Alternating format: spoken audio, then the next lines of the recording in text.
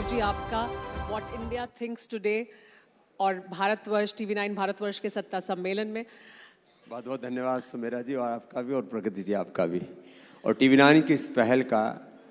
आज भारत क्या सोच रहा है, क्या सोचना चाहिए और उसके भविष्य की क्या दिशाएं होनी चाहिए, क्योंकि जो भी सामाजिक, आर्थिक, राजनीतिक, सामाजिक, वैश्विक चुनौतियां हमारे सामने हैं, उसमें हम सही डायरेक्शन में यदि सोचेंगे और एक्शन लेंगे तो ही जहां हम भारत को देखना चाहते हैं वो विकसित भारत का हो, परम वैभवशाली भारत का हो, एक समृद्ध, स्वस्थ, समृद्ध, संस्कारवान, एक समर्थ भारत, एक भारत श्रेष्ठ भारत तभी बनेगा जब हम सही दिशा में सोचेंगे और सही दिशा में कुछ बड़ा करेंगे। इसके बारे में विस्तार से चर्चा करेंगे कि कौन सी दिशा है जिसमें हमें सोचना चाहिए और कौन से मुद्दे हैं जो देश को प्रभावित कर रहे हैं। लेकिन हम शुरुआत करें उससे पहले एक बात ज़रूर मैं कहना चाहूँगी कि सालों से हम आपको देख रहे हैं, सालों से मैं आपसे मिलती रही हूँ, प्रगति भी अब उसमें शामिल हो चुकी हैं, तो जनरेशन्स हैं जिन्होंने आपको देखा है। हम में हो सकता है कुछ बदलाव आ गया हो, लेकिन बाबा रामदेव में कोई बदलाव नहीं आया है। पहले तो जोरदार तालियां इस मुद्दे पर। मेरे अंदर बदलाव आया है, राज बताएंगे। बदलाव आया है, लेकिन मैंने आप और फिट हो गए, फिजिकली अपने आप को फिट रखा है। अब देखो, अब जितने यहाँ पर आए हो सब बड़ा राशन पेल पेल करके, अब तुम इतना यदि रखोगे,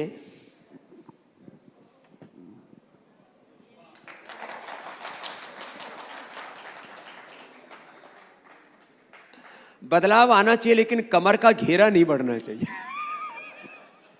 बदलाव आना चाहिए लेकिन आपका वेट, बीपी, शुगर, स्ट्रेस नहीं बढ़ना चाहिए, और आपके भीतर किसी भी तरह का यदि दैहिक तौर पर बोले तो कोई इन्फ्लेमेशन, कोई अवांछित चीज नहीं बढ़नी चाहिए। हाँ, मुझमें बदलाव आया है। हम पहले बहुत ज्यादा आंदोलनात्मक सोचते थे, विद्रोहात्मक सोचते थे। हम सोचते थे कि एक दिन में देश बदलना चाहिए, लेकिन पता लगा एक दिन में तो नहीं बदलेगा। लेकिन अब पता लग रहा है एक दिन तो अवश्य बदलेगा। तो एक डायरेक्शन में चलते रहना चाहिए, और जब हम चलते हैं तब राह में बहुत सारे आंधी, तूफान, बाधाएं, विघ्न, बहुत तरह के संकट आएंगे, लेकिन उन संकटों के बीच में भी विकल्प रहित संकल्प, बड़ी सोच, कड़ी मेहनत, पक्के इरादे के साथ अपना संकल्प, अपना ध्येय, अपना कर्तव्य, गंतव्य, मंतव्य उधर चरई वेती बढ़ते चलो, और अपना जो ध्येय है वो आंखों से एक क्षण के लिए भी ओझल नहीं होना चाहिए, तो कामयाबी मिलेगी। चाहे वो बात बिजनेस की हो, व्यापार की हो, कारोबार की हो, सामाजिक बदलाव की हो, वह राजनीतिक और आर्थिक शुचिता की हो, सारे लक्ष्य एक दिन हासिल तो होंगे। बिल्कुल। स्वामी रामदेव, ये भी बताइए, आप तो विदेशों में शिविर लगाते हैं, योग शिविर लगाते हैं, प्रचार करते हैं, वहां विदेशों में लोग आपसे पूछते नहीं है कि आप कौन सी चक्की का आटा खाते हैं? देखो, देश और आटा दुनिया खाते भी हैं यानी, क्योंकि आजकल तो लोग आटा नहीं खाते हैं। वैसे मोदी जी कहते हैं ना, मैं खाता हूं ना खाने देता हूं। उनसे तो आपने कल पूछ लिया होगा जो पूछना होगा। हम ऐसे हैं, हर जगह एक मर्यादित दृष्टि रखते हैं, आहार में, विचार में, वाणी में, व्यवहार में, स्वभाव में, संबंधों में, आचरण में, जीवन में, अथ योगानुशासनम, डिसिप्लिन, कंसिस्टेंसी एंड कंटिन्यूटी। तो हम, सच्ची बात तो यह है कि अभी भी आपके सामने बैठे हो तो लगभग 1 महीने का हम उपवास किए हैं। 40-40 दिन हम नारियल पानी पर उपवास कर लेते हैं, और वह कोई प्रदर्शन के लिए नहीं करते। और एक खास बात आपको यह भी कहना चाहता हूं कि हम शुद्ध शाकाहारी हैं। बचपन से आज तक हमने एक बार भी नजदीक से मीट को देखा भी नहीं है, और बाकी भी जितने अभक्ष्य पदार्थ हैं, नशीले पदार्थ हैं, बहुत से तो नशेड़ी, गंजेड़ी, भंगेड़ी भी बाबा मिल जाएंगे, सर्वभंगी मिल जाएंगे, कुछ भी खाते पीते जीते जो भी है। लेकिन हमने तय किया हुआ है, हमें अनुशासित जीवन जीना है। और मैं चाहता हूं सबके जीवन में जिस दिन अनुशासन आ जाएगा, ये बीमारियां, ये बुराइयां, ये नशा, ये हिंसा, ये अश्लीलता, आप यदि कमजोर बने तो आप कंज्यूमर बन जाओगे, किसी न किसी प्रोडक्ट के, किसी किसी कंपनी के, किसी न किसी राजनीतिक पार्टी के वोटर बन जाओगे। आप में जो नेतृत्व है वो तब उभरेगा, आप, मैं कहता हूं ना, कंज्यूमर नहीं बनो, आप क्रिएटर बनो। आप वोटर नहीं, आप लीडर बनो। कब बनोगे? जब आप भीतर से कमजोर नहीं होगे। तो मैं सब लोगों को शारीरिक तौर पर, मानसिक तौर पर, बौद्धिक तौर पर, आर्थिक तौर पर, राजनीतिक तौर पर बहुत मजबूत देखना चाहता हूं। वेद कहता बलम उपास्व, बलवान बनो, कमजोर मत बनो। कमजोर बनोगे तो दुनिया आपको मार देगी, वैसे भी आपको जिंदा नहीं रहने देगी। वो जाति, वो वर्ग, वो समुदाय, वो देश खत्म हो जाते हैं जो बलहीन, शक्तिहीन हो जाते हैं। इसलिए सब जगह एक संतुलित, सम्यक दृष्टि रखो, स्वयं शक्तिशाली बनो। और योग की भी एक शक्ति होती है, भक्ति की भी एक शक्ति होती है, कर्म की भी एक शक्ति होती है, और सामूहिक शक्ति होती है, वो आपको मिलेगी। अच्छा ये बताइए बाबा, आप गर्मी हो, सर्दी हो, कोई भी मौसम हो, कभी आपको ना स्वेटर पहने देखा, ना कभी जैकेट पहने देखा, क्या राज है इसका? सभी मानते हैं ये तो।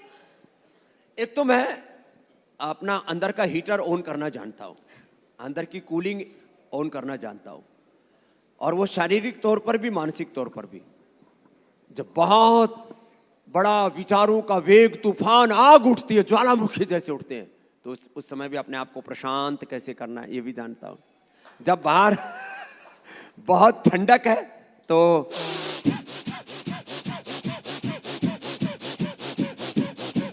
हम बैठे बैठे 5 मिनट के अंदर पसीना चूने लगे, वो विद्या जानते हैं।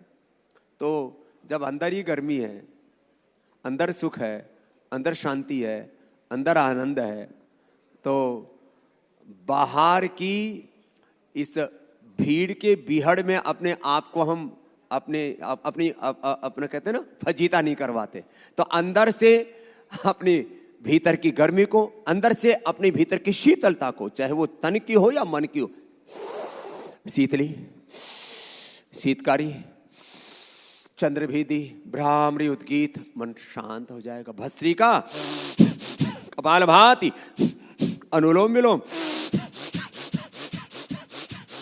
अंदर से गर्मी होने हो जाएगी। तो सारा ब्रह्मांड पिंड में है। हम सारे ब्रह्मांड के ज्ञान को, संवेदनाओं को, शक्तियों को, सामर्थ्य को, सुख शांति आनंद को अपने भीतर लिए बैठे हैं। आत्मा में परमात्मा, पिंड में ब्रह्मांड लिए बैठे हैं, सब प्रकार से संपन्न हैं।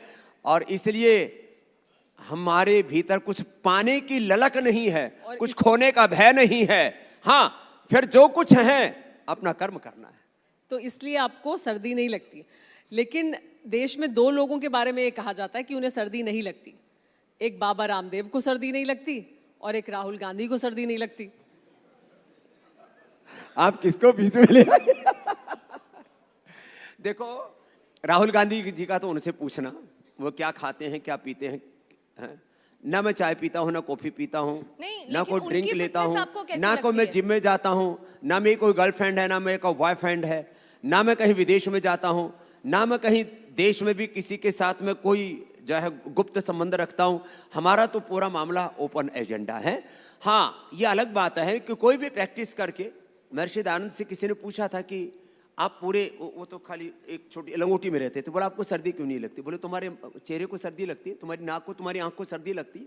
तो सर्दी गर्मी की तो यहां तक बात है, बाकी गर्मी राहुल गांधी में भी पूरी है भाई। संसद में तो घमासान मचाए रखते हैं ना।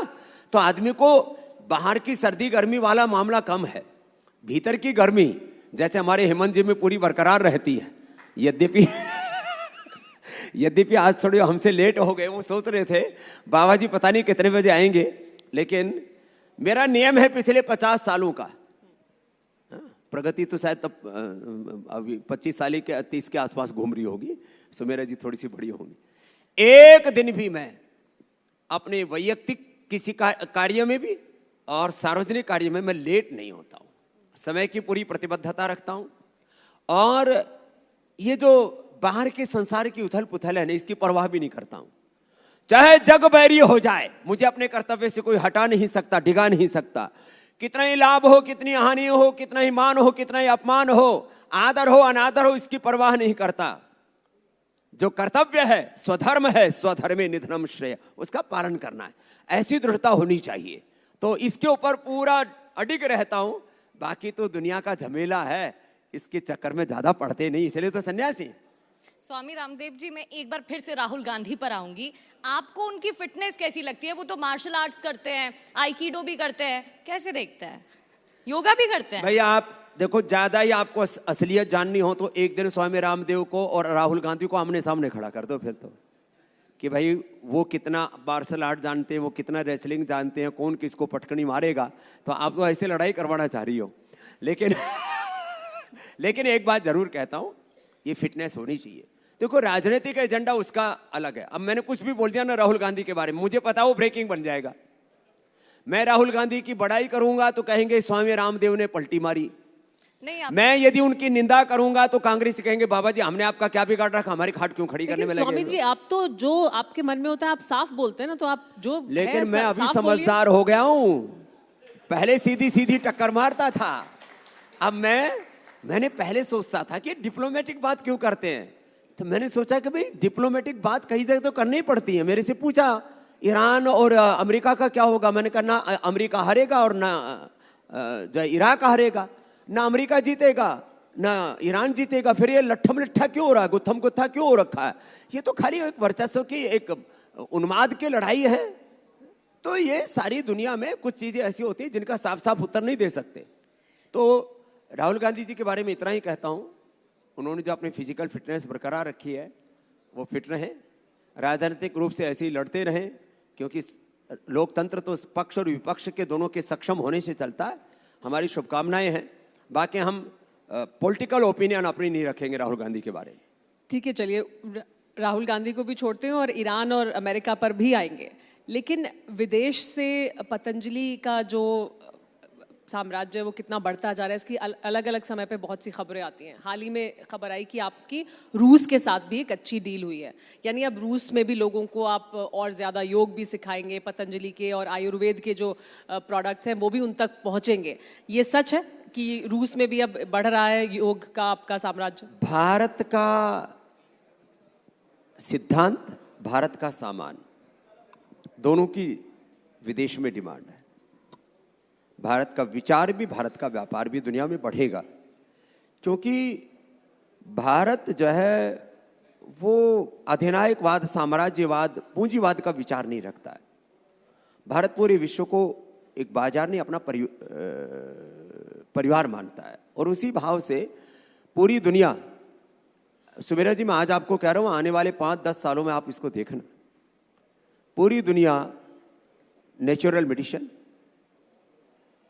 नैसर्गिक जीवन पद्धति और धर्म अध्यात्म के जो मूल सिद्धांत हैं, प्रेम है, करुणा है, इनको पूरी दुनिया स्वीकार कर रही है। तो योग धर्म एक दिन युग धर्म बनेगा, सनातन धर्म युग धर्म के रूप में प्रतिष्ठापित होगा। भारत का जो शिक्षा का, चिकित्सा का, जीवन का, कृषि का, अध्यात्म का जो दर्शन है वो पूरी दुनिया में लोकप्रिय होगा। क्यों? क्योंकि पूरी दुनिया में जिस तरह से ये मारकाट मची है, एक दूसरे को अपने हथियाना चाहते हैं, कब्जाना चाहते हैं, तो ये जो पूरा विस्तारवाद है, पूरा जो साम्राज्यवाद है, धनायकवाद का जो वर्चस्व चल रहा है, उसमें भारत पूरी दुनिया को एक दिशा दिखाएगा।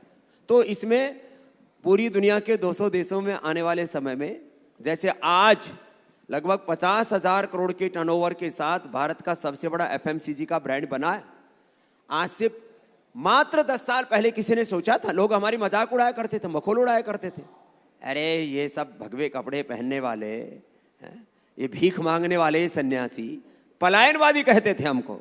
ये पलायनवादी सन्यासी, ये क्या इनके औकात है? कहाँ है इतने, जिसमें रोज उथल पुथल होती है उस एफएमसीजी के फूड एंड कॉस्मेटिक और तमाम तरह के personal care, hair care, dental के इस बाजार में कहाँ जम पाएंगे? आज एक ब्रांड हमसे खाली आगे बचा, एक कंपनी खाली, ब्रांड तो कोई नहीं है, यूनिलीवर। बाकी हमने सबका शीर्षासन कराया है और कराएंगे। और आप देखना एक दिन होगा जब पतंजलि पूरे विश्व का एफएमसीजी का सबसे बड़ा ब्रांड होगा, और ये भारत के लिए होगा, क्योंकि हमारा जो भी पुरुषार्थ है वो परमार्थ के लिए जो कुछ हम अचीव करते हैं वो हेल्थ में, एजुकेशन में, रिसर्च में, इनोवेशन में, भारत माता की सेवा में, सनातन धर्म की सेवा में हम लगाते हैं, मानवता की सेवा में लगाते हैं।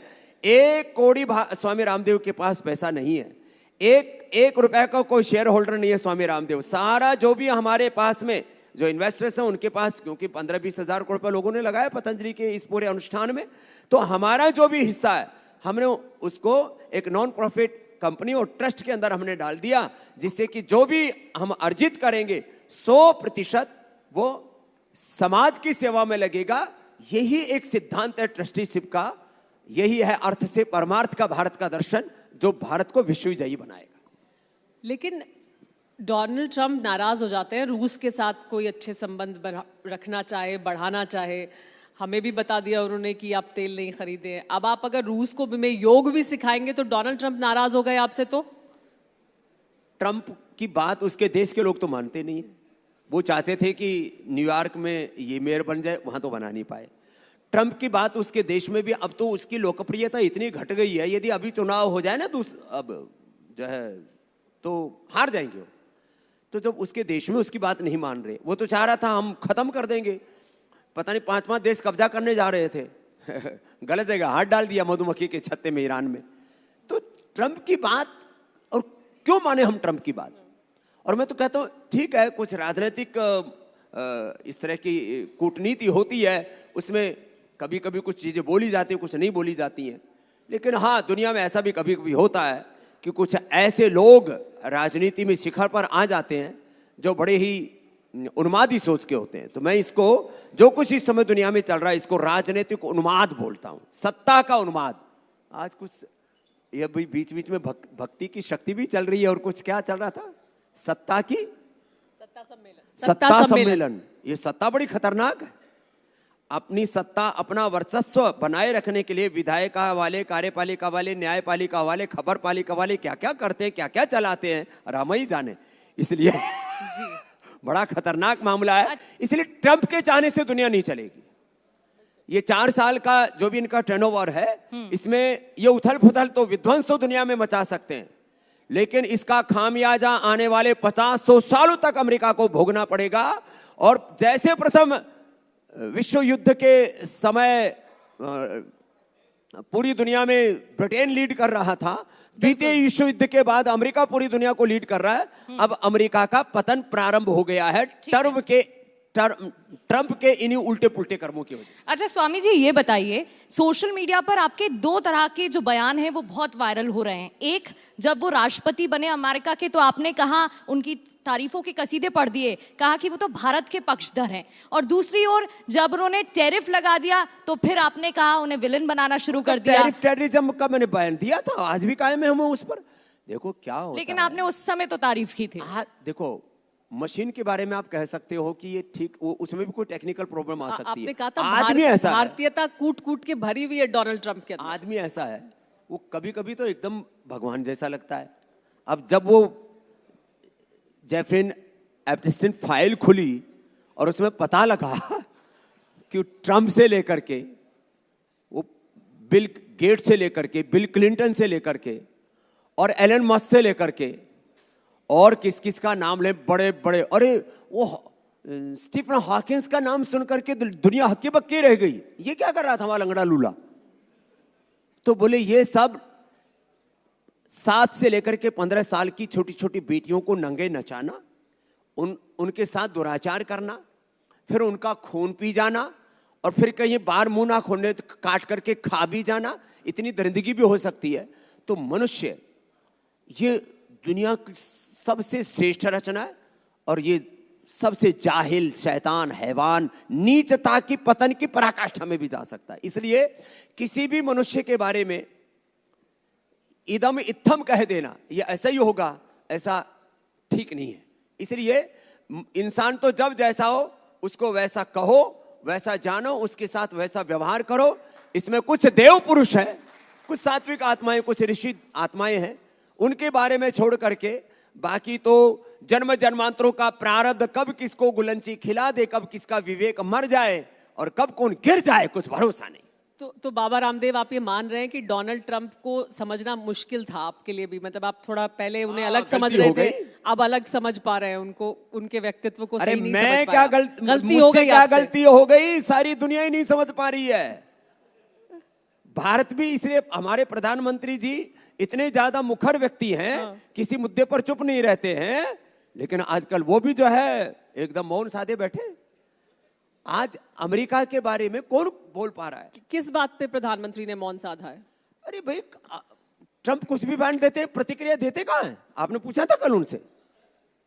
तो नहीं, ऐसा नहीं, है। वो तो यहाँ कह के गए कि भारत को संयम से आगे बढ़ना है, इसीलिए भारत मैं कह रहा दुनिया हूं, में अपनी बात रख रहा है। संयम, यही मर्यादा पुरुषोत्तम श्री राम हमें संयम सिखाते हैं, भगवान श्री कृष्ण हमें नीति सिखाते हैं, और जब जरूरत पड़े तो भगवान शिव हमें तांडव सिखाते हैं।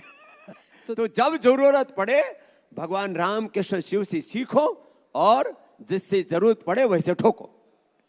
तो ठोकने की जरूरत है, कुछ और कहने की जरूरत है, या संयम बरतने की जरूरत है? अच्छा चलिए, मगर इस वक्त युद्ध का क्षेत्र है और दुनिया में जो कुछ हो रहा है, भारत की जो जनता है वो ये सोचकर इस वक्त असमंजस में है कि समर्थन किसका करना है।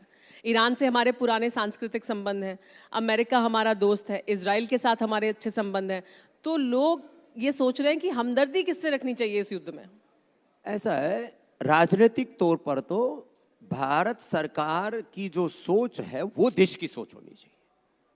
अब राजनीतिक पार्टियों में पक्ष विपक्ष रहता है, इसलिए वो अपनी रोटियां सेकते रहते हैं, मैं उसकी बात नहीं कर रहा हूं। तो भारत की जो नागरिक की सोच है वो हमारी जो विदेश नीति है उसको सपोर्ट करना चाहिए, एक बात। दूसरी तौर पर भाई, ईरान, इजराइल, अमेरिका लड़ रहे हैं, यद्यपि उससे पूरे विश्व में गैस का संकट, ऊर्जा का संकट, पेट्रोल का संकट, और भी पोल्यूशन, जितने हथियार डाले जा रहे हैं, वो कातिल हवाएं अब भारत तक पहुंच रही हैं। मिडिल ईस्ट की जो प्रदूषित हवाएं, प्रकृति और पर्यावरण के विध्वंसक के तौर पर, एक युद्धापराधी के तौर पर ही नहीं देखा जाएगा जो इस समय तीनों लोग लड़ रहे हैं। ये युद्धापराधी भी हैं, ये प्रकृति के विध्वंस के भी अपराधी हैं, ये मानवता की हत्या करने वाले हत्यारे भी हैं। कोई कानून नहीं मान रहे, सब यूएनओ चुप बैठा है, WTO चुप बैठा है, वर्ल्ड बैंक, IMF चुप बैठा है। ये बने किसके लिए थे? सारे के सारे बड़े बड़े राष्ट्राध्यक्ष चुप बैठे हैं, थोड़ी थोड़ी कोई आहुति लगा देते हैं। ट्रंप साहब कोई सीधा कोई बोलने की हिम्मत नहीं कर पा रहा, पुतिन साहब बहुत संयम से बोल रहे हैं, शी जिनपिंग तो मुझे लगता है कहीं समाधि में ही चले गए हैं। लेकिन पीछे से जितनी जरूरत है, मैं तो यहां तक भी मानता हूं कि चाइना ने और रसिया ने जो भी एक महाशक्ति के पास में जो भी ताकत होनी चाहिए सैन्य तौर पर, वो सारी की सारी ईरान को उपलब्ध करा। इसलिए मैंने तो 3 दिन पहले ही बोला था, अमेरिका चुप हो जाएगा तो उसका भी फायदा और दुनिया का भी फायदा है। लेकिन आपकी हमदर्दी किसके साथ है? अमेरिका को 50-100 साल तक आगे भुगतना पड़ेगा। और उसने पहले तो बताया था कि उसके पास 1000-1500 तक की मिसाइल, अब 5000 तक ठोक दिया। जिस दिन जो है अपने आपे से बाहर हो जाएगा ईरान, उस दिन अमेरिका भी शायद खत्म हो जाएगा। इसलिए ये युद्ध जो है कभी समाधान नहीं हो सकता। भारत के लोग क्या सोचें?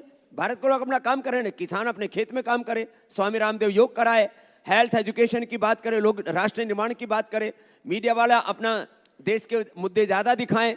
आप लोग भी सुबह से शाम तक युद्ध ही ठोकते रहते हो तो लेकिन उसका दुनिया पर असर पड़ता है, अलग अलग देशों पर, भारत पर भी। अरे ठीक है, उसमें दरअसल विजुअल बड़े अच्छे दिखते हैं। आज ठोक दिया, अमेरिका को ठोक दिया, ईरान ने जो है उसको इजराइल को ठोक दिया, इजराइल ने ईरान को ठोक दिया, तो ठोका ठोकी अच्छी तो लगती है। जितना हम दिखा रहे हैं उससे ज्यादा मिसाइलें वो मार रहे हैं जितनी हम दिखा रहे हैं। मैं जो बात कहना चाह रहा हूं, 7000 हमले, 7600 हमले कर दिए उन्होंने। हाँ, ये तो मतलब इसलिए मैं तो शब्द प्रयोग कर चुका हूं। ये सब मानवता पर कलंक है जो ठोक उठा के करने वाले हैं। आप तो लोग खैर दिखाते हैं, उसमें आप कोई ठोक नहीं रहे हैं, आप तो थोड़ा सा ही दिखा रहे हैं। लेकिन भारत के लोगों को ये सोचना चाहिए कि भारत को कोई ना ठोक सके।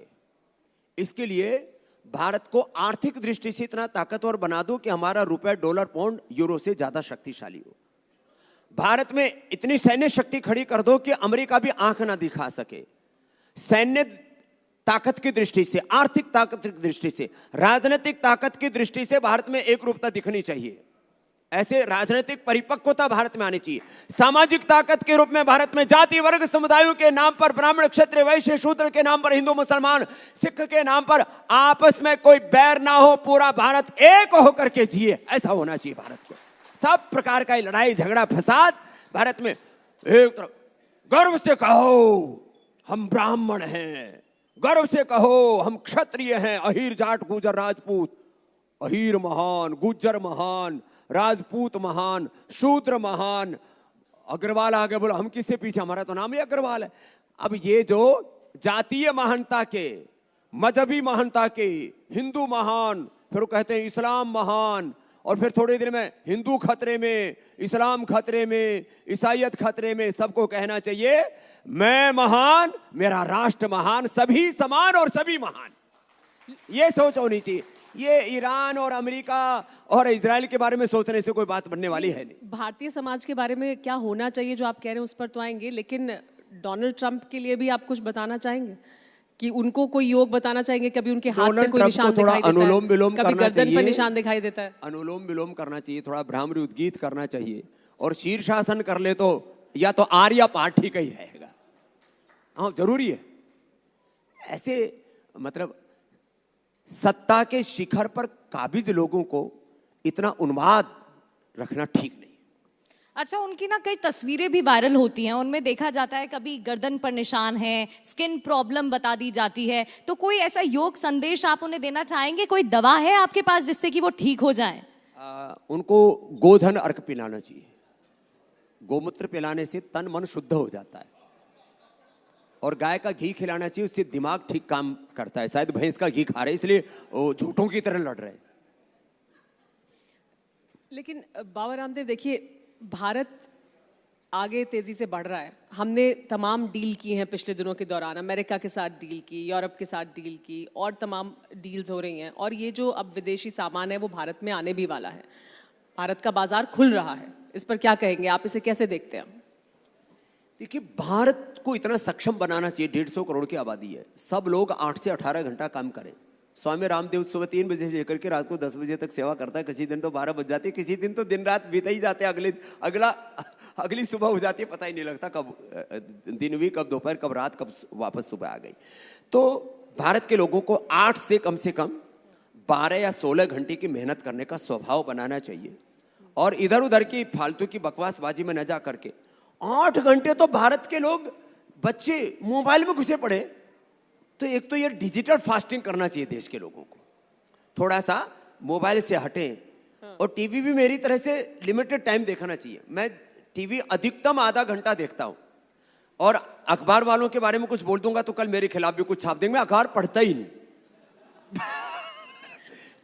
जो है, मैं आपको सच्ची बता रहा हूं, जो है वो बता रहा हूं। मैं अखबारों का बहिष्कार करने की बात नहीं कर रहा हूं। डिजिटल मीडिया से थोड़ा डिस्टेंस बनाए, थोड़ा अपने आप को सृजन में, निर्माण में। देखो, सबसे बड़ा सत्य है दुनिया में कर्म। कर्म प्रधान विश्व रचि राखा, जो जस कर ही सोता ही फल चाखा, सकल पदार्थ है जग माही, कर्म ही नर पावत नहीं। और ईशोपनिषद और ऋग्वेद यजुर्वेद का 40वां अध्याय कहता है, कुर्वन्य वेह कर्माणि जीजी विछे छतंग सम। कर्म करो ना, फालतू में इधर उधर दिमाग में बड़ी खुरापात लेकर के घूमते रहते हैं लोग। प्रमाद सबसे बड़ा शत्रु, प्रमादो मृत्यु अप्रमादो अमृत पदम। और धर्म अर्थ काम मोक्ष की सिद्धि पुरुषार्थ चतुष्ट, पुरुषार्थ से होगी। इसलिए सब पुरुषार्थ करें, प्रमाद से बचें, और इधर उधर की बकवासबाजी से बचें। दूसरे क्या करें, हमारी निगाहें इस पर होती हैं, वो क्या कर रहा है, वो क्या कर रहा है, इधर क्या हो रहा है, उधर क्या हो रहा है। अरे तुझे क्या करना चाहिए, उतनी के भूतनी के, वो अपना काम कर ले। नहीं, देश की जनता को तो आपने बता दिया कि क्या करना चाहिए, मेहनत और करनी चाहिए, कम डिजिटल मीडिया से डिस्टेंस बनाना चाहिए। लेकिन अगर ये तमाम उत्पाद भारत में आएंगे तो जो आपका एक बड़ा अभियान रहा है उसका क्या होगा? स्वदेशी अपनाओ। नहीं, मैं इसलिए कह रहा हूं, जब हम शक्तिशाली होंगे ना तो भारत के उत्पाद पूरी दुनिया में जाने चाहिए। इतना समर्थ भारत बनाओ ना। आज करीब 50 से लेकर के 70% मार्केट पर चाइना ने कब्जा कर रखा है, तो क्या हम वो भारत नहीं बना सकते? भारत की उत्पादक क्षमता इतनी है, भारत में मैन्युफैक्चरिंग कैपेसिटी इतनी बढ़ाओ, एफएमसीजी से लेकर के, 2 व्हीलर से लेकर के, 4 व्हीलर से लेकर के, मोबाइल से लेकर के, कैमरों से लेकर के, इलेक्ट्रॉनिक से लेकर के, सारी चीजों में भारत को इतना सक्षम बना दो कि आने वाले समय में चाइना नहीं पूरी दुनिया को भारत लीड करे। ये मौका है। देखो मिडिल ईस्ट में अफरा तफरी मची है।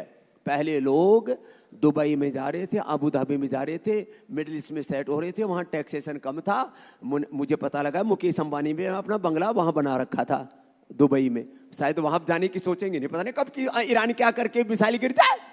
तो अब मिडिल ईस्ट में आप देखो इन्वेस्टमेंट आने वाले कम से कम 5 से 10 साल लगभग नहीं होने वाला। जो लगा हुआ वो भी निकाल रहे हैं लोग।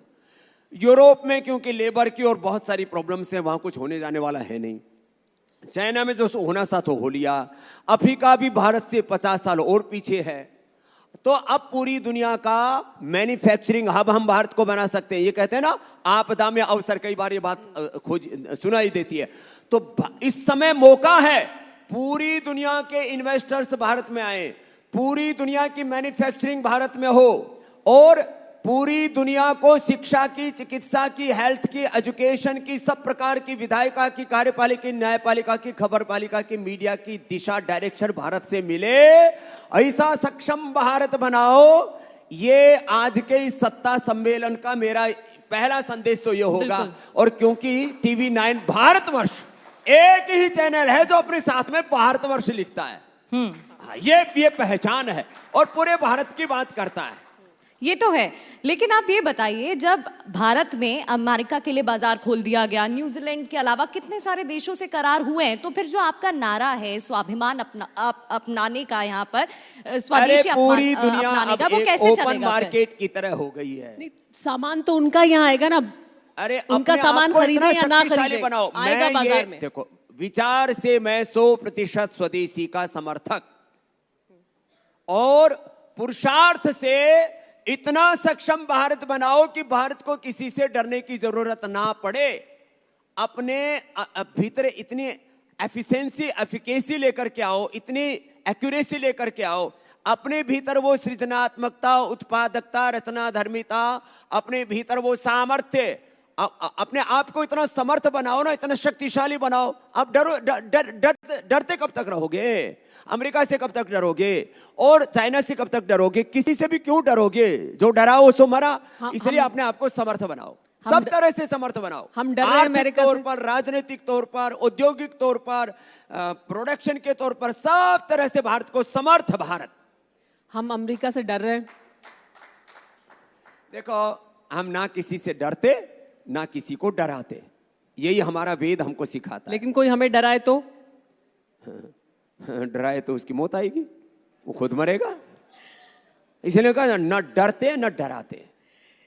लेकिन स्वामी जी, सामाजिक मुद्दों से आपका जुड़ाव बहुत ज्यादा है, इसलिए एक बहुत अहम सवाल ये कि पिछले कुछ दिनों के दौरान ये चर्चा बहुत हुई है समाज में कि क्या समाज में कटुता बढ़ रही है? आपको क्या लगता है? कटुता, ये देवासुर संग्राम, धर्मयुद्ध दुनिया में चलता रहता है। दरअसल जो ताकतवर लोग हैं ना, वो लोगों को बांट करके, बांटो और राज करो, ये कहते हैं। अंग्रेजों ने इसका बहुत ज्यादा इस्तेमाल किया, मुगलों ने भी तो किया था। कुछ लोगों को अपने पक्ष में कर लिया, किसी की छोरी ब्याह ली, किसी के यहाँ अपनी छोरी ब्याह दी। तो ये सब काम चलता रहता है। तो जाति, वर्ग, समुदाय, भाषा, अलग अलग नामों से जो विभाजन है, ये युगों युगों से था। और इसका आधार जो है, कोई लॉजिकल इसका ग्राउंड नहीं है। किस बात का विभाजन? सब मनुष्य में एक जैसा शरीर, एक जैसी इंद्रिय, एक जैसा मन, एक जैसा चित्त, चेतना, आत्मा, body and 5 elements of body everywhere equal, soul is everywhere equal. परमात्मा, खुदा, अल्लाह, ऑलमाइटी गॉड सब जगह एक समान। किस बात का विभाजन? आजीविका, हर व्यक्ति, हर जाति, वर्ग, समुदाय में पैदा हुआ हर आदमी हर तरह का काम कर रहा है। तो ये जाति, वर्ग, समुदाय, भाषा और यहां तक कि मैं तो कहता हूं देशों के नाम पर भी विभाजन ठीक नहीं है। भारत में भी 15 अगस्त 1947 से पहले 565 रियासतें थी। 565 जब एक हो गई, एक भारत बन गया, तो पूरी दुनिया में जो 200 देश हैं, मैं तो ये सोच रहा हूं पिछले कुछ दिनों से, शायद इसमें 25 साल लगे, 50 साल लगे। वैसे मेरा इरादा अभी आगे 100 साल जीने का और है। मेरे रहते रहते ये बात मैं आपको मुखातिब होकर के बोलना चाहता हूं। हेमंत जी, आप भी उस समय बरकरार रहना। आप भी एक वो मेरा सपना है कि जो 200 देश हैं एक स्टेट की तरह हो जाएंगे और एक पूरे वर्ल्ड की एक वर्ल्ड पार्लियामेंट बनेगी, उसमें जो है एक आध्यात्मिक सलाहकार के तौर पर मुझे रख लेना, प्रधानमंत्री हेमंत शर्मा जी को बना देंगे, उसका प्रेसिडेंट का हो या प्राइम मिनिस्टर का हो। कहने का मेरा तात्पर्य है कि पूरी दुनिया के 200 देश, इनमें जो रोज की रोज लड़ाइयां, फसाद, झगड़े, सब इसका उसका ऊंचा नीचा, एक दूसरे से छीना झपटी, हर एक देश की एक स्वायत्तता है, हर एक देश की अपनी एक स्वाधीनता है।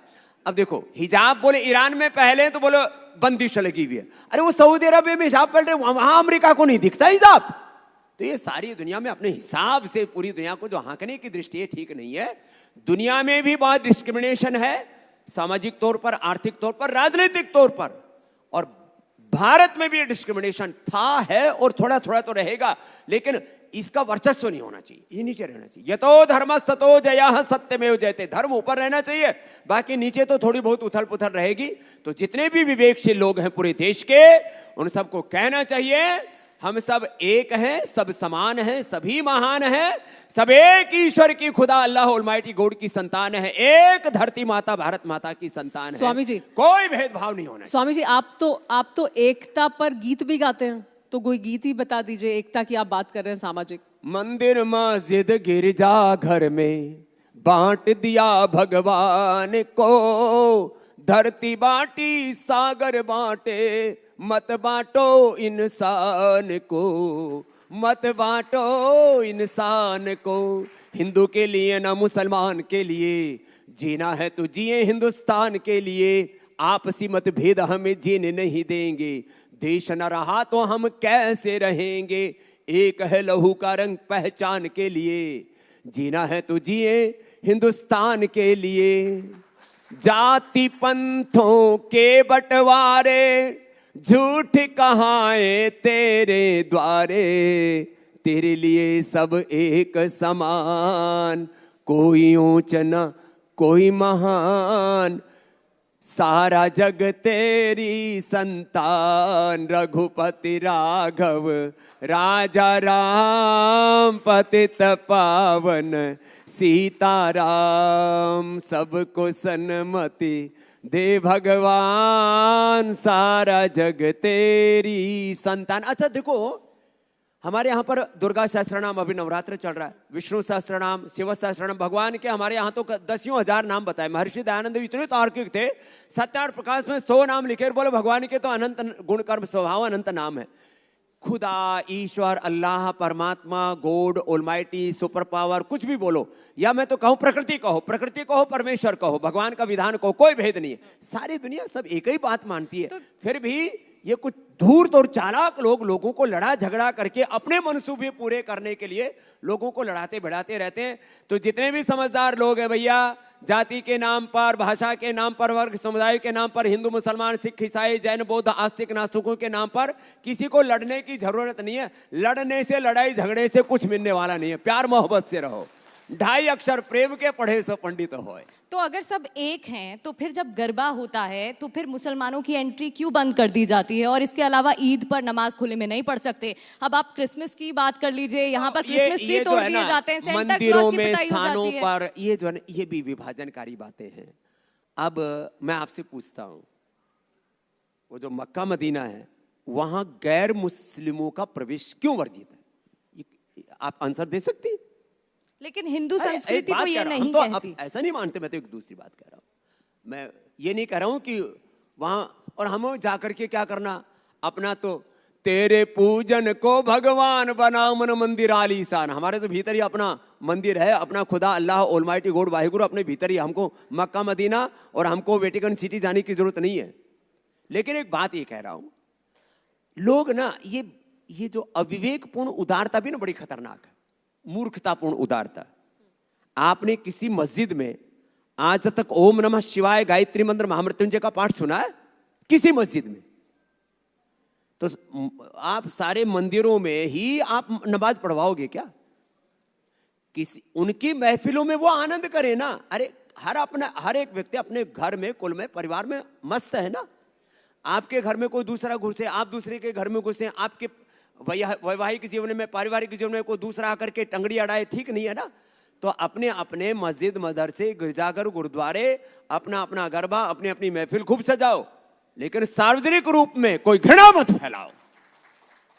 और एक बात और कहता हूं, ये जो घृणा फैलाने वाले लोग हैं ना, ये आपस में भाईचारे का नारा देंगे और फिर दूसरों को चारा समझते हैं, बेचारा समझते हैं, वो गड़बड़ है। इसलिए ये जो मजहबी तौर पर नफरत फैलाने वाले लोग अपना मंसूबा पूरा करने के लिए दूसरों में मारकाट कर देते हैं और फिर उदारता की बातें करते हैं। मैंने बहुत लोगों के साथ बातें की हैं। लेकिन बाबर, आप जो कह रहे हैं, आप ये कह रहे हैं कि सब अपने अपने घर में रहें, मतलब आप अपने मंदिर में रहिए, आप अपनी मस्जिद में रहिए, आप अपने गुरुद्वारे में रहिए। एक है अपनी निजता, ये तो समाज बट जाएगा ना, जुड़ेगा कहां? बटने वाली बात नहीं है। एक है निजता।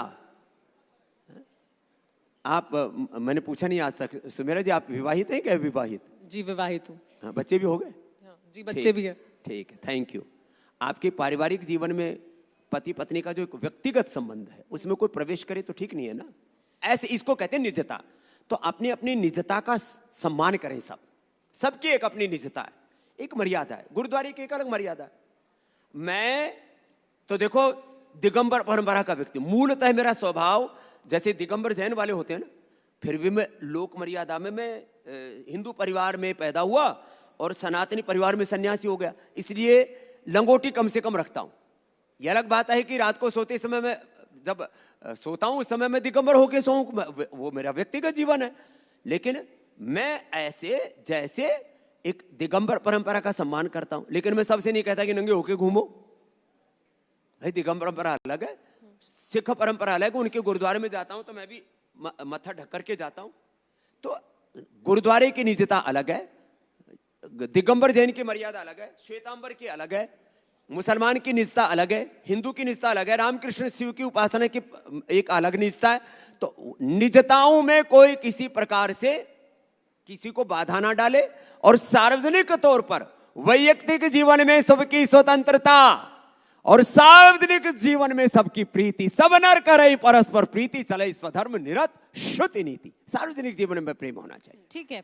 अच्छा ये बताइए, एक कैबिनेट मिनिस्टर हैं, वो कहते हैं कि 1947 में जितने भी मुसलमान हैं भारत में, उन्हें पाकिस्तान चले जाना चाहिए था। कैसे देखते हैं आप इसे? दरअसल ये जो ट्यू नेशन की थ्योरी है ना, मजहब के आधार पर ही दो देश बने थे।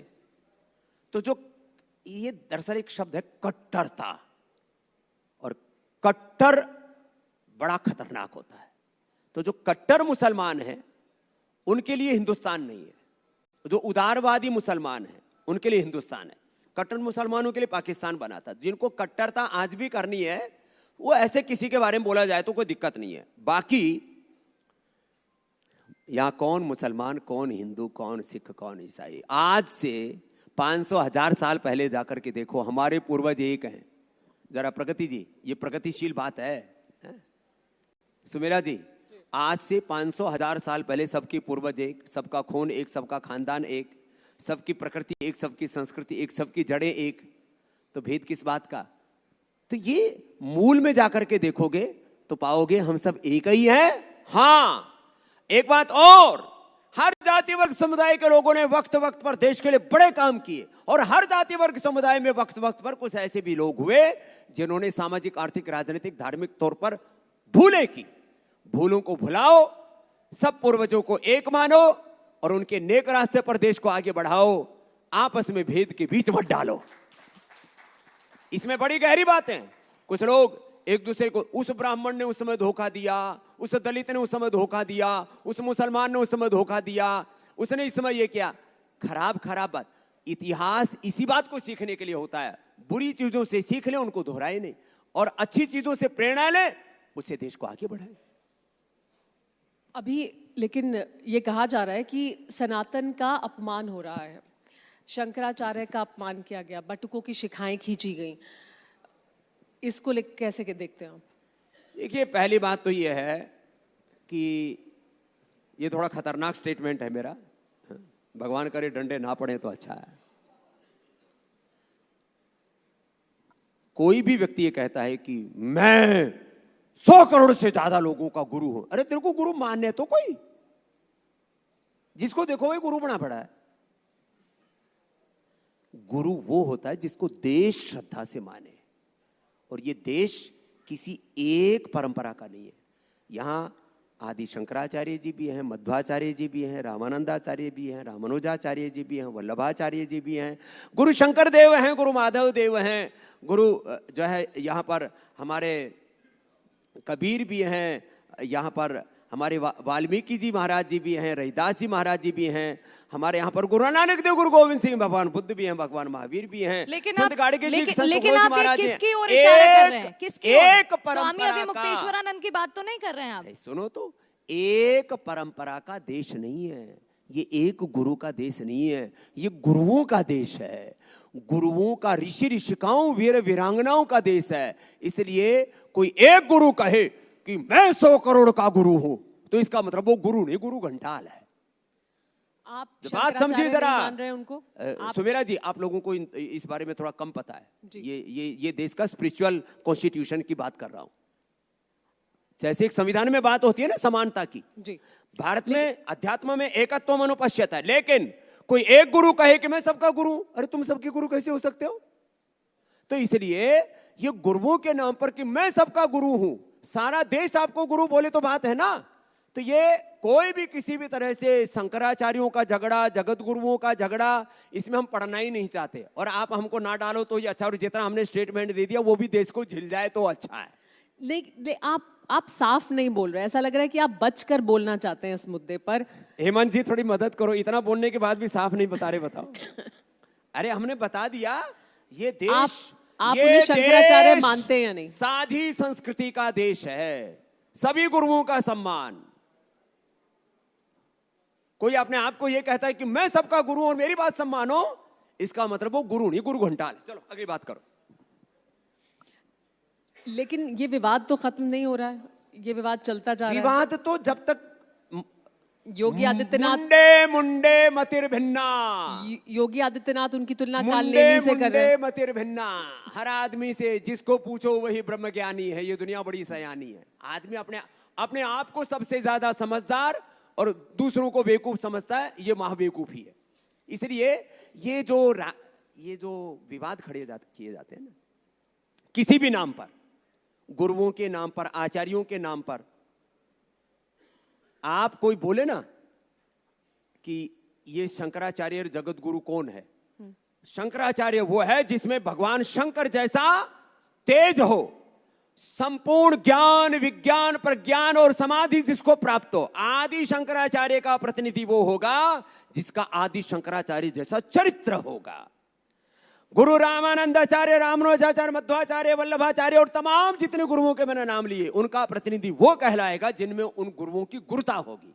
बाकी तो ये सब ये जो क्या लैमलाइट में बने रहने की, ये जो मेन स्ट्रीम मीडिया में बने रहने की जो एक हवस है, ये बड़ी खतरनाक है। बाबा रामदेव, ठीक नहीं है। आप आदर्श स्थिति की बात कर रहे हैं। चाहे धार्मिक व्यक्ति हो, चाहे राजनीतिक व्यक्ति हो, जिसको दिखास की और छपास की बीमारी लगी, कोई शंकराचार्य हूं क्या मैं? कोई आप माने तो मैं इस देश का एक अकिंचन साधु। साधु की कोई आदि व्याधि उपाधि नहीं होती, साधु की साधुता ही उसकी सबसे बड़ी उपाधि है। मैं आपको बोल रहा था, मैं स्पिरिचुअल कॉन्स्टिट्यूशन की बात कर रहा हूं। साधु कौन?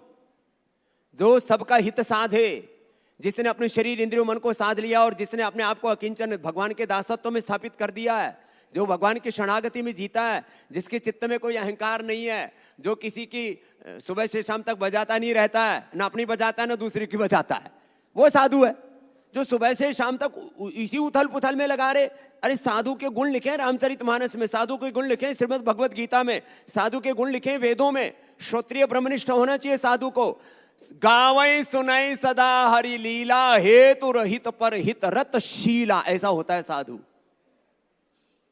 तो साधुता के गुण अलग है, राजनीतिक तौर पर मामला अलग हो जाता है। अब आप योगी आदित्यनाथ जी की बात को बीच में ले आ रहे हो, उनसे क्या तकलीफ है? उन्होंने उन्हें कालनेमी बोला और वो योगी आदित्यनाथ जी को कह रहे हैं कि वो वेतन लेते हैं, तो वो योगी कैसे हैं? अच्छा, उन्होंने उसको क्या बोला? कोई एक दूसरे को, कोई किसी को औरंगजेब कह रहा है, कोई किसी को बाबर कह रहा है, कोई किसी को कालनेमी कह रहा है। अब इसमें मेरा फजीता क्यों करवा रहे हो? हम तो आपकी राय जानना चाहते हैं। वो गांव में बड़ी खराब कहावत है, आपने कहा साधु है, साधु तो सच्ची बात करता है, जो हक की बात है वो करता है, तो हम तो आपकी राय देखो, जानना चाहते हैं। जहां तक राज की बात है, जो पूर्ण विरक्त व्यक्ति है, जिसमें सत्ता संपत्ति का किसी भी चीज का कोई दंभ नहीं है, दंभो दर्पोभिमानश्च क्रोधः पारुष्यमेव च ज्ञानम चाभिजातस्य पार्थ संपदा आसुरी, जिसमें कोई आसुरी संपदा नहीं है। अवयम सत्व संशुद्ध ज्ञान योग व्यवस्थिति दानम दमस्य यज्ञ स्वाध्याय तप आर्जवम अहिंसा सत्यम अक्रोध त्याग शांति अपैशुनम दया भूति शोलोलुप्तम मार्तुम ह्रीर चापलम तेज क्षमा धृत शौचम अद्रोह नातिमानिता भवन्ति संपदम दैवीम अभिजातस्य भारत। ये 26 गुण है, पहले दूसरी बार आओगे तो पहले से पढ़ करके आना, ये जिसमें होंगे वो साधु है। अब उस सत्ता में साधु रहेगा तो सबका कल्याण रहेगा। कन्फ्यूशियस से लेकर के आचार्य चाणक्य से लेकर के महान दार्शनिकों का ये मानना है, जो राजा होता है उसको पूर्ण साधुता में जीना चाहिए, और या तो साधु को राजा होना चाहिए या राजा को साधु हो जाना चाहिए। ये तो मेरा योगी आदित्यनाथ जी के बारे में उत्तर है। और किसका बच गया? शंकराचार्य जी का। भाई मैं उनके बीच में पढ़ता नहीं, अपना फजीता करवाता नहीं। अच्छा, एक और अहम सवाल है मेरा, यूजीसी नियम पर संग्राम छिड़ा, इसको आप कैसे देखते हैं? इस पर आपकी क्या राय है?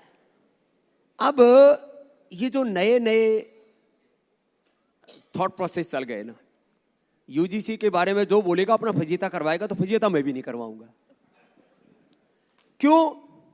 आरक्षण के समर्थन में या विरोध में, यूजीसी के समर्थन ही में या विरोध में, जो भी बोलेगा उसको लोग गालियां देंगे। गाली की कोई चिंता नहीं है, हमको गाली से और गोली से कोई डर नहीं लगता। तिरस्कार, सत्कार, सम्मान, अपमान सबको भुला करके सन्यासी बना जाता। सत्य और धर्म क्या है वो। तो एक समय था जब कुछ जाति वर्ग समुदाय के लोगों के साथ बहुत अन्याय हुआ, ये मैं मानता हूं, हुआ है, और वो भी सबके साथ नहीं हुआ, कुछ के साथ हुआ और कुछ लोगों ने किया, वो गलत था। सामाजिक, आर्थिक, राजनीतिक कुछ असमानताएं भी थी, और उसके लिए संतुलन बनाने के लिए कुछ पहल की गई, वो होनी चाहिए थी। अब इस समय पहले सो कोल्ड, जिनको अभिजात्य वर्ग कहते हैं, स्वर्ण वर्ग कहते हैं, उन्होंने कुछ जुल्म जाति नाइंसाफियां की कुछ जाति वर्ग समुदायों के ऊपर। अब पहले उनको उनसे डर लगता था, आज उनको उनसे डर लगता है, दोनों एक दूसरे से डरे बैठे। ये डर का वातावरण देश में ठीक नहीं है। इसलिए जो है किसी भी जाति वर्ग समुदाय के नाम पर ऐसा कोई कानून नहीं बनना चाहिए जिससे कि जिनको पिछड़ा कहा जाता है, जिनको दलित, शोषित, वंचित कहा जाता है, और जिनको समर्थ सवर्ण कहा जाता है, एक दूसरे को एक दूसरा ना सताए। अब या तो दोनों के लिए कानून बना दो, वो उसको ना सताए, वो उसको ना सताए। ये कानून तो है देश में, लेकिन आप ये कह रहे हैं कि जो दलित शोषित थे वो डरा रहे हैं बाकी लोगों को। अरे नहीं भाई, अब दोनों तरफ से काम हो रहा है, बस इतना ही इसमें स्टेटमेंट ठीक है। इससे ज्यादा में फिर फजीदा करवाने वाला काम। अच्छा, ब्राह्मण समाज को लेकर भी देखने को मिल रहा है कि बहुत नाराजगी है। अभी एक फिल्म आई थी, ब्राह्मण समाज की बात करें तो इतनी नाराजगी क्यों देखने को मिल रही है? क्योंकि अभी एक फिल्म आई थी जिसमें घूसखोर पंडित नाम दिया गया, इस पर नाराजगी देखने को मिली। उत्तर प्रदेश में एक परीक्षा हुई, उसमें अवसरवादी का सवाल सामने आया, जिस पर भी ब्राह्मण नाराजगी समाज देखने को मिली। मैंने सुनने में थोड़ा सा हो गया था। ब्राह्मण समाज, अब देखो मैं थोड़ी देर समाजों की बात करता हूं, 1 मिनट का समय देना जी। जब से सृष्टि पैदा हुई है तब से अब तक जितने भी बहुत इंटेलेक्चुअली बहुत ही शार्प लोग थे उनको ब्राह्मण कहा जाता है। ये कोई जाति नहीं है। उन्होंने इस देश में धर्म, संस्कृति, मूल्य, आदर्श, when we are talking about moral values, human values, constitutional democratic values, तो इन सब मानवीय, नैतिक, संवैधानिक, लोकतांत्रिक मूल्यों का किसी ने वकालत की तो वो ब्राह्मण लोग थे। ये जाति नहीं थी। एक मनुष्य में जो बहुत ही बुद्धिमान लोग थे उनको कहा जाता था। तो इनका तो इस सृष्टि में बहुत बड़ा योगदान है। लेकिन किसी को ठोकना हो तो ब्राह्मण को जो है एक तरह से उसमें विलन के तौर पर दिखा दो तो लोग मजे लेंगे, ठोक दिया पंडित जी को। ये गलत सोच है। हाँ, नाम के जो ब्राह्मण थे, एक तो काम के, दिमाग से, कार्य से, चरित्र से जो ब्राह्मण, उसकी बात मैंने की। दूसरा, क्षत्रिय, हमेशा धर्म युद्ध करना। एक तो युद्ध अपराध होता है जो अभी हो रहा है, युद्ध अपराध की मैं बात नहीं कर, युद्ध में अन्याय से लोगों को बचाना ये क्षत्रियों का काम रहा, और उसमें सभी जाति वर्ग समुदाय के लोग सम्मिलित हैं। आज भी सेना में सभी लोग हैं कि नहीं है, तो ये क्षत्रियों का काम है। वैश्य का काम है समाज में कहीं अभाव ना हो। सूत्र का मतलब है सेवा करना, शुचिता पवित्रता में जीना। तो देखो, मैं दिमाग से ब्राह्मण हूं, मैं अपनी भुजाओं से क्षत्रियों, मेरे सामने कोई अन्याय होगा न तो अन्याय करूंगा ना अन्याय सहूंगा। मैं अपने कर्म से मैं वैश्य हूं और शूद्र हूं, क्योंकि मैं अभाव को इस देश में दूर कर रहा हूं। जो भी अर्थ मेरे पास है परमार्थ में लगा रहा हूं। और मैं शूद्र नहीं, अति शूद्र, दलित नहीं, महादलित हूं, क्योंकि मैं सबकी सेवा करता हूं, 4 in 1 हूं। तो ऐसे सबको, समाज को देखना चाहिए। न ब्राह्मण को गाली दो, न क्षत्रिय को, न वैश्य को, न शूद्र को, सब एक दूसरे का सम्मान करो। और अपने शरीर में सब कुछ है। 37 ट्रिलियन सेल्स हैं, 37 ट्रिलियन सेल्स, अष्टचक्र नवद्वार, 72 को 72,10,201 नाड़ियां ब्राह्मण से मुखमासित बाहुराजन्य कृत उरुतु तदस्य यद्वश पदभ्याम सूत्र अजायता। ये व्यक्ति की बात है, ये कोई जाति की बात नहीं है। सिर से कोई पंडित पैदा नहीं होता, भुजाओं से कोई क्षत्रिय पैदा नहीं होता, यहां से कोई वैश्य पैदा नहीं होता, और पैरों से यहां कोई यूट्रस लगा यहां से पैदा हो जाएगा। पैदा तो मां के पेट से ही सब होते हैं। इसलिए जात पात, ऊंच नीच, ये सब झमेला करके कुछ लोगों ने घोटाला कर रखा है। तार्किक रूप से समझोगे तो कोई भेद नहीं हुआ। पहले तो इतनी बेबाकी से हर सवाल का जवाब हमेशा आप देते हैं, इस बार भी आपने दिया, उसके लिए बहुत जोरदार तालियां होनी चाहिए।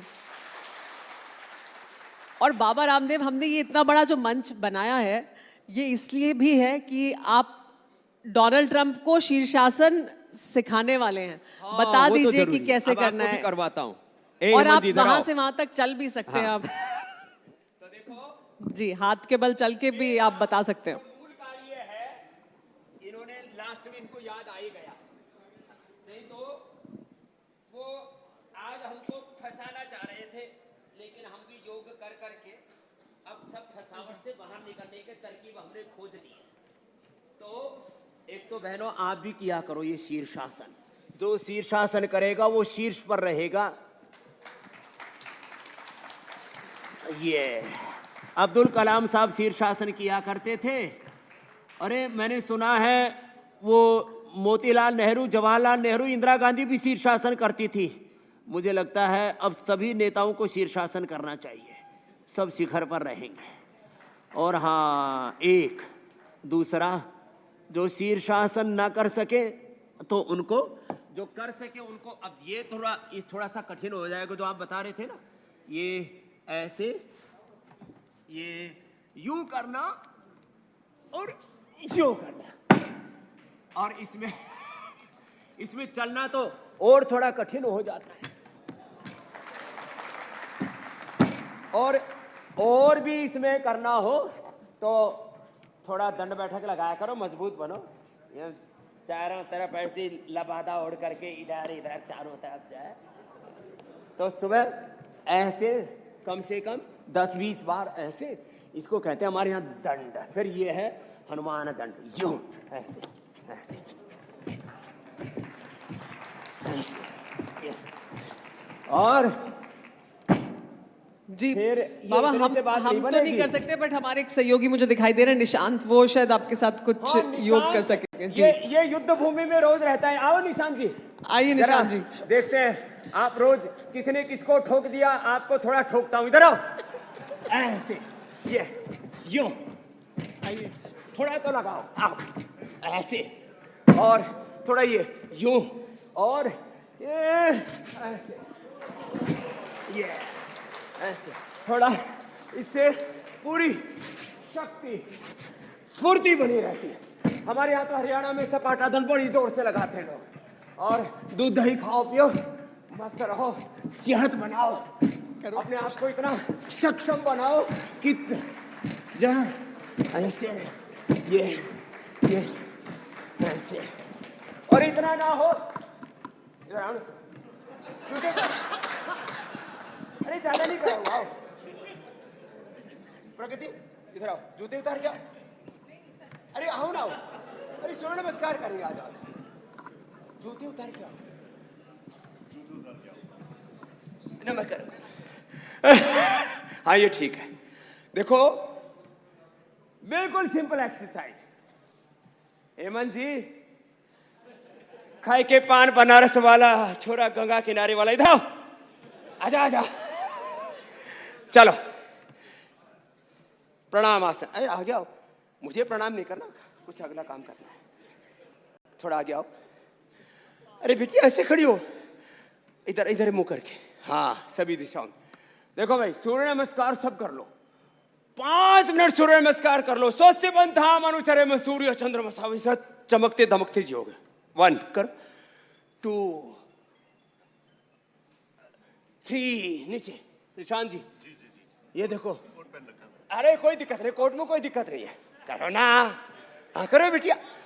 अरे ये तो बड़ी संकोची है भाई। फिर नीचे, हाँ फिर ये, क्या बात है। निशांत जी के लिए जोरदार ताली बजा। फिर देखो ये कितना अच्छा है। फिर ये ऐसे, फिर ये ऐसे ऐसे। अब आप देखिए, 1 2 3 4 5 6 7 8 9 10 11 12 ऐसे।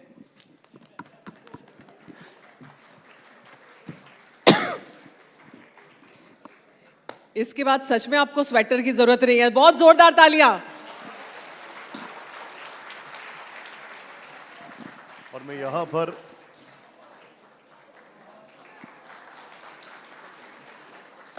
एक बार अब यहां पर हमारे TV9 नेटवर्क के whole time director Hemant sir को रामदेव जी के अभिनंदन के लिए यहां पर बुलाना चाहूंगा।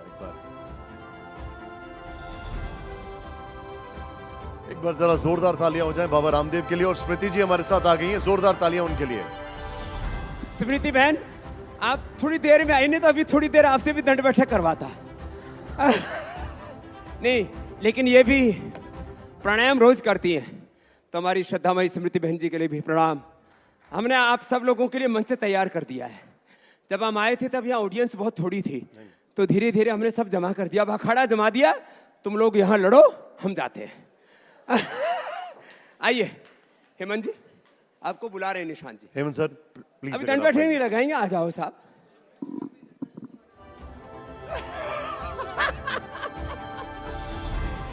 हेमंत शर्मा जी के साथ हमारा लगभग 2-2.5 दशकों का एक आत्मीय प्रेम है। और मैंने देखा है ये व्यक्ति बड़े विनोदी स्वभाव के हैं, पूर्ण प्रसन्नता आनंद में जीते हैं। और मैं आजकल लगभग मीडिया से थोड़ी दूरी बनाए रखा हुआ हूँ, लेकिन इनका क्या गजब का पूरा वो है तंत्र मंत्र, इनको वो हमको ले आए इस सत्ता सम्मेलन में। तो एक बार जोरदार अभिनंदन TV9 भारतवर्ष के उत्कर्ष के लिए, और भारत की दशाएं क्या हो, दिशाएं क्या हो, इसके लिए हेल्थ की, एजुकेशन की, रिसर्च की, इनोवेशन की, सामाजिक आर्थिक राजनीतिक दिशाएं देश की कैसी हो। एक बात लास्ट में कहना चाहता हूं, शिक्षा के क्षेत्र में जो हम भारतीय शिक्षा बोर्ड के माध्यम से करें, 1835 में वैकाली जो पाप करके गया, शिक्षा की गुलामी की नींव डाल के चला गया। जो भारत की संस्कारों पर आधारित शिक्षा व्यवस्था थी, नष्ट हो गई। तो अब भारतीय शिक्षा बोर्ड का प्रचार प्रसार उसमें भी थोड़ा आहुति देना। तो सब ये शिक्षा बदलेगी, शिक्षा में संस्कार होंगे तो चरित्रमान और राष्ट्र निर्माण का मार्ग प्रशस्त होगा।